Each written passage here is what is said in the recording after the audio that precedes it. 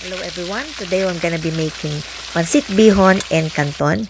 It is a classic Filipino dish that combines two kinds of dry noodles. So let's get to it. 2 tablespoons of olive oil, 1, 2, and then we have 1 head of minced garlic, sliced onions, then we have shrimps. Aside from shrimp, you can also use pork and chicken on this dish.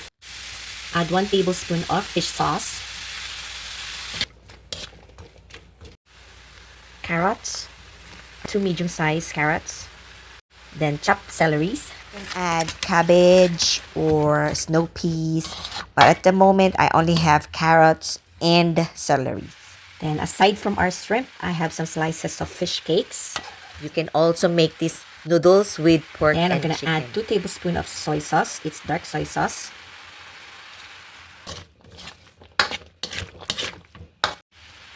Ground black pepper.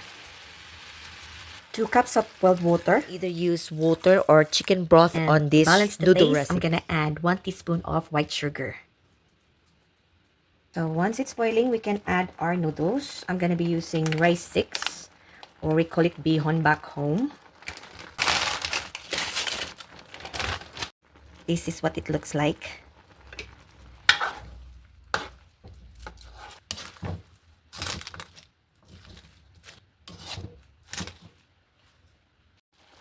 And once our rice noodles is soft and it saturates some of the broth, we can add the second noodles, which is our Pancit Canton.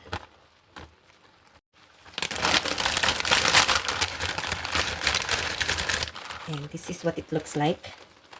It's more thicker than the rice noodles.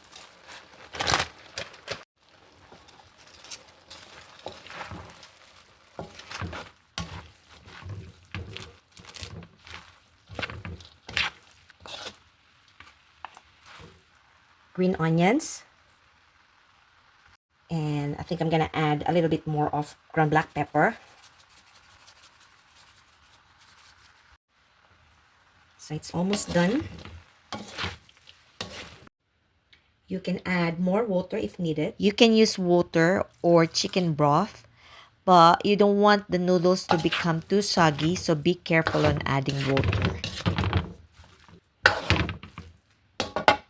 We're gonna try the noodles. Thank you so much for watching, and please don't forget to subscribe to my YouTube channel. Thank you and bye for now.